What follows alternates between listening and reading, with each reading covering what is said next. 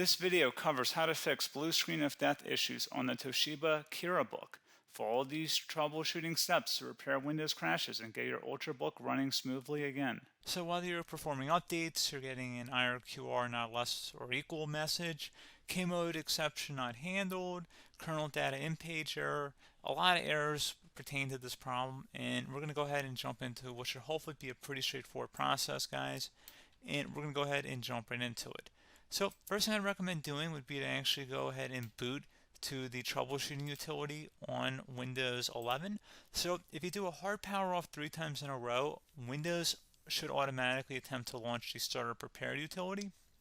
And if it doesn't find anything, it will give you the option to select advanced settings, in which case it will take you to a screen that looks like this. Now, if it does not take you to a screen that looks like this, or you're unable to get to that, you can also download the Windows 10 Media Creation Utility, or Windows 11. They probably will make a creation utility for Windows 11 at some point. And it doesn't really matter, you can actually run the Windows 10 utility on Windows 11 as far as I'm aware.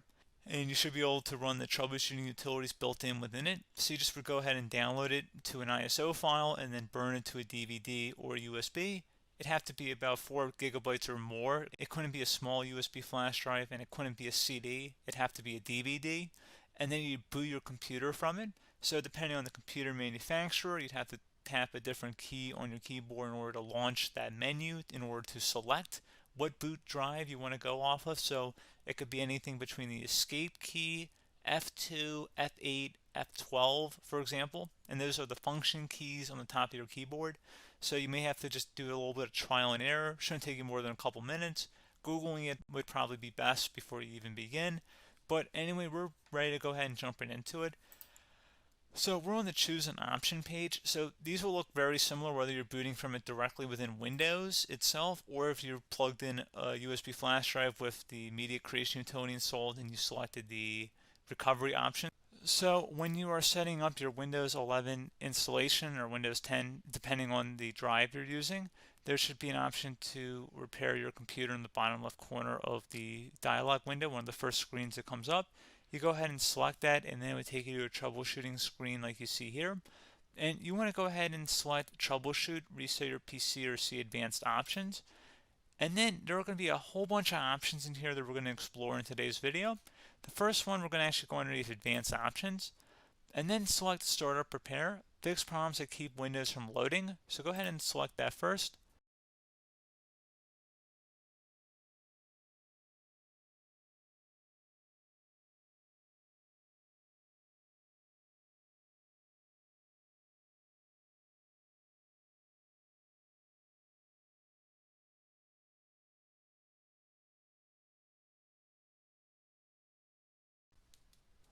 Okay, so you can see it could not repair our PC. That was our first option we could try. Something else, if we go back into advanced options here and then select troubleshoot, we're going to go underneath advanced options again.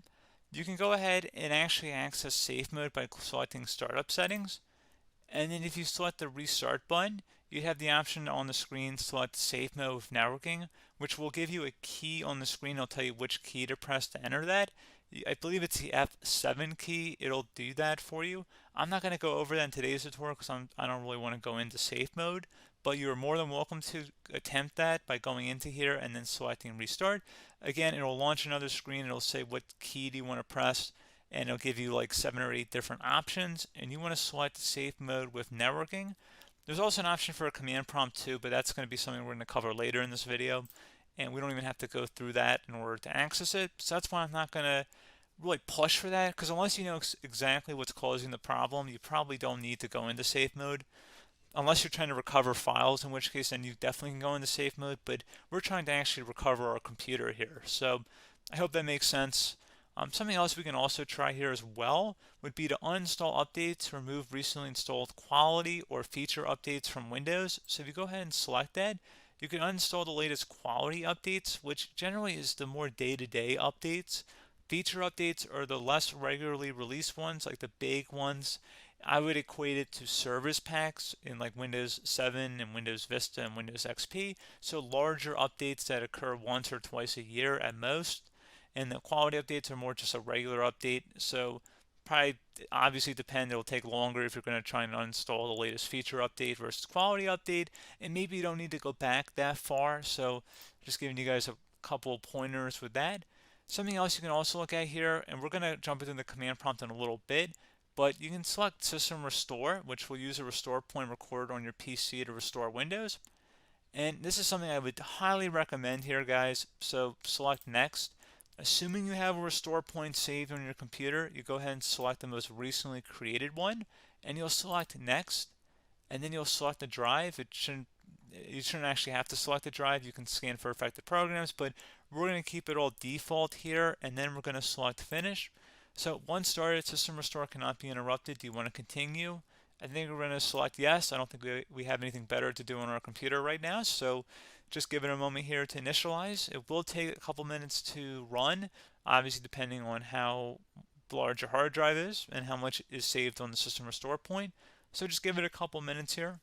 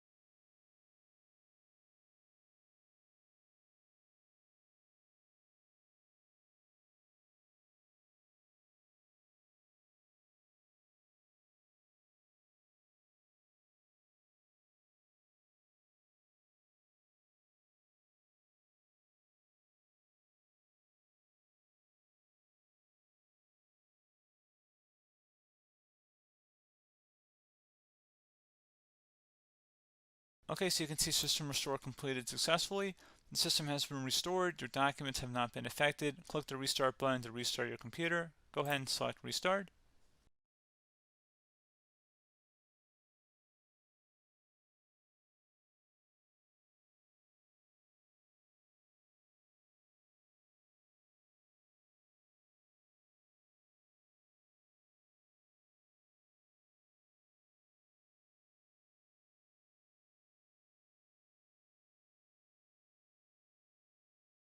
Okay, so you can see the system has been restored successfully.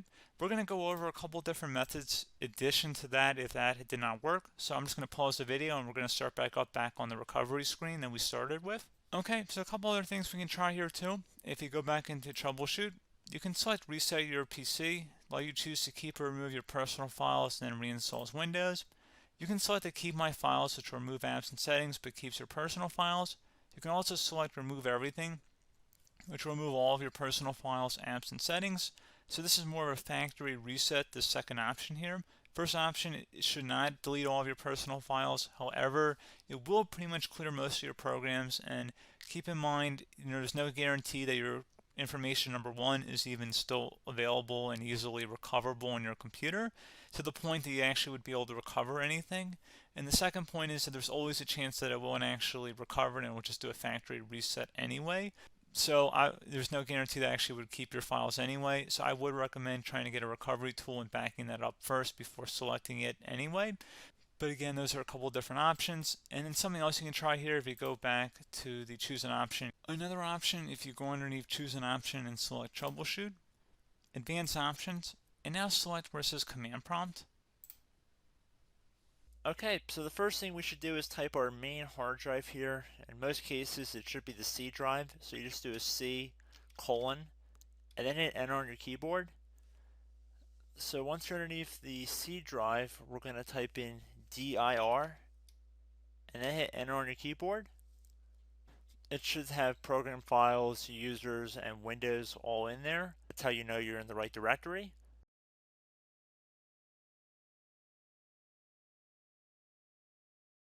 In some cases, it might be the D drive as well, so just keep that in mind.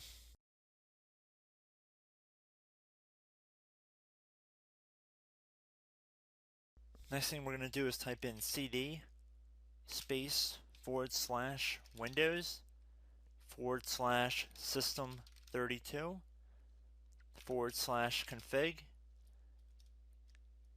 and then you're going to hit enter on your keyboard.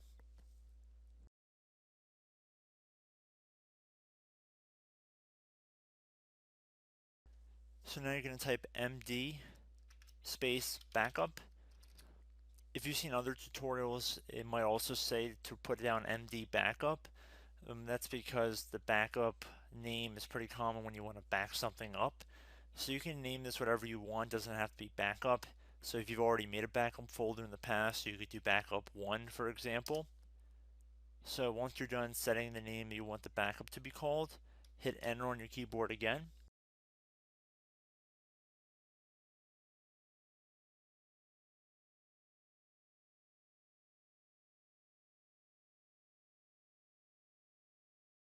At this point you want to type copy, C-O-P-Y, space, then you want to do the star symbol above the 8 key, then do a period or a dot, whatever you want to call it, then another star sign, and then another space, and then type backup, and then hit enter on your keyboard.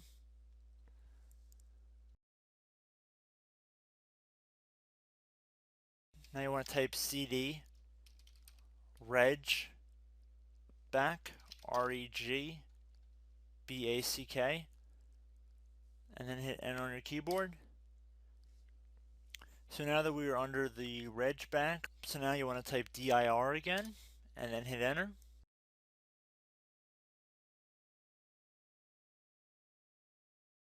So now at this point we're going to type copy again. So copy, space, star sign, dot, another star sign, space, and then 2 dots. So we're going to type copy, space, star sign, dot, sign, star sign, dot, dot, and then hit enter on your keyboard again. So for overwrite, you want to overwrite all. So type A on your keyboard, so capital A, and then hit enter on your keyboard.